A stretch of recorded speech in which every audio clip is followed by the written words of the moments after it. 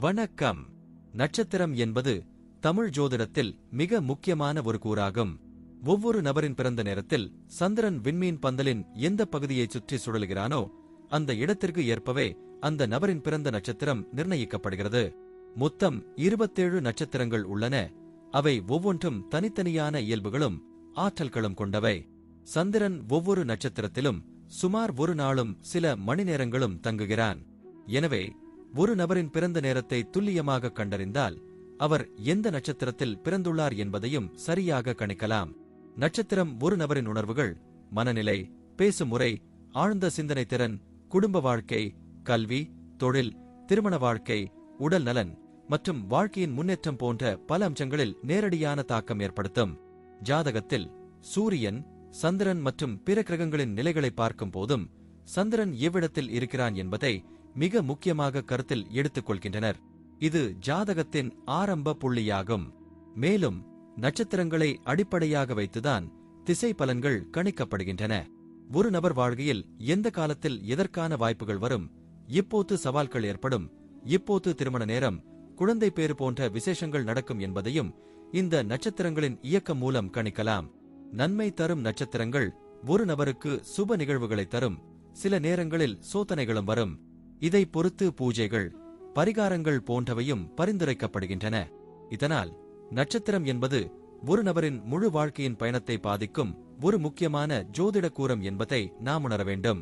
இது வெறும் விண்மீன் பெயர் அல்ல, அது நம்மை உருவாக்கும் அதிர்வுகளின் திசையை காட்டும் ஒரு சக்தி எனலாம்.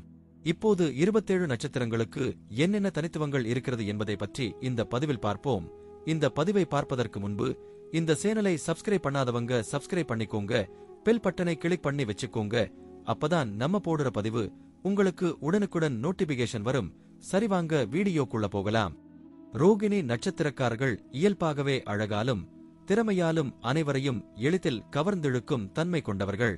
மென்மையான சுபாவம் கொண்ட இவர்கள் எந்த ஒரு செயலையும் சுயமாக சிந்தித்து முடிவெடுப்பார்கள். பாசமும் நேர்மையும் இவர்களிடம் நிறைந்திருக்கும். ஆனாலும் சில சமயங்களில் எளிதில் உணர்ச்சிவசப்படக்கூடியவர்களாகவும் இருப்பார்கள். சிறந்த கற்பனை வளமும் படைப்பாற்றல் திறனும் இவர்களிடம் இயற்கையாகவே அமைந்திருக்கும். மன சஞ்சலங்கள் ஏற்படும்போது அமைதியை இழந்து தவிப்பது இவர்களது இயல்பு. கடின உழைப்பாளிகளாகவும் எந்த தவறுகளையும் பொறுத்துக் கொள்ளும் சகிப்புத்தன்மை கொண்டவர்களாகவும் விளங்குவார்கள். பிறருக்கு உதவும் பரோபகார சிந்தனை இவர்களிடம் மேலோங்கி நிற்கும்.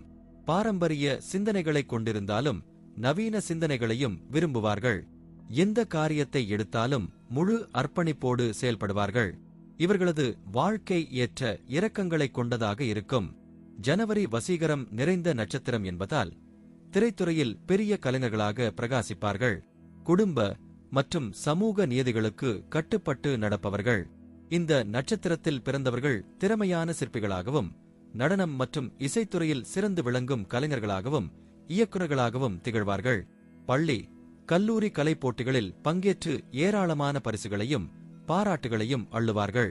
நிர்வாகத் திறமை சற்று குறைவாக இருந்தாலும் பெரிய தொழிலதிபர்களாக வலம் வருவார்கள். தொழிலாளர்களை சரிசமமாக நடத்தும் குணம் கொண்டவர்கள். கதை, கட்டுரை, நாடகம் எழுதுவதில் வல்லுநர்களாகவும் திரைத்துறையில் மிகப்பெரிய கலைஞர்களாகவும் இருப்பார்கள். உணவு விடுதி, உணவகம், லாட்ஜ் உரிமையாளர்களாகவும் பால் பண்ணை மற்றும் கரும்பு சார்ந்த துறைகளில் நிபுணர்களாகவும் இருப்பார்கள்.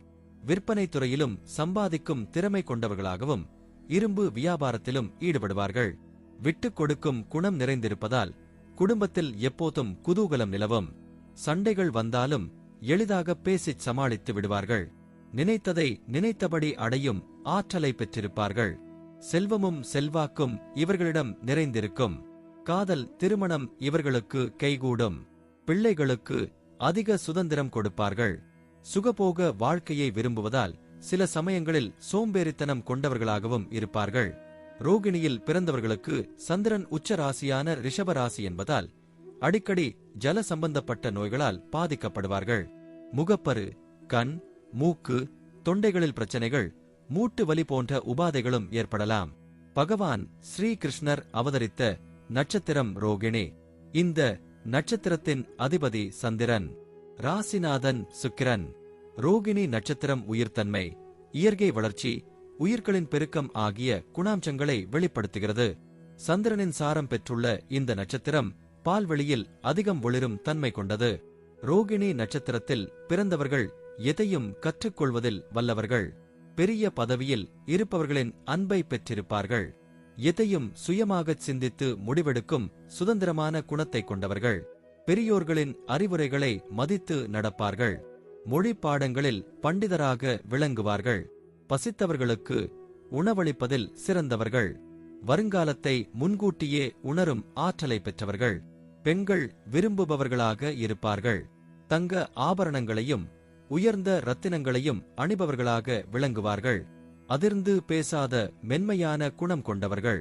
சூழ்நிலைகளை தங்களுக்கு சாதகமாக திருப்புவதில் கைதேர்ந்தவர்கள். அதிகம் பேசாமல் செயல் மூலமாக பல விஷயங்களை தெரியப்படுத்துவார்கள். சிறந்த படைப்பாற்றல் திறனும் கற்பனை வளமும் கொண்டவர்கள். மனச்சஞ்சலங்களால் சில சமயங்களில் அமைதியிழந்தும் காணப்படுவார்கள். இவர்களின் அழகும் ஆடம்பர வாழ்க்கையும் மற்றவர்களை பொறாமைப்பட வைக்கும். கடின உழைப்பை மேற்கொள்பவர்கள். தங்களது படைப்பாற்றலாலும் புத்திசாலித்தனத்தாலும் வாழ்வில் உயர்ந்த நிலையை அடைவார்கள். சகிப்புத்தன்மை நிறைந்தவர்கள். பிறர் தனக்கு எவ்வளவு தீங்குகள் விளைவித்தாலும் அதை பொருட்படுத்தாமல் மீண்டும் அவர்களுக்கு உதவும் பரோபகார மனம் கொண்டவர்கள்.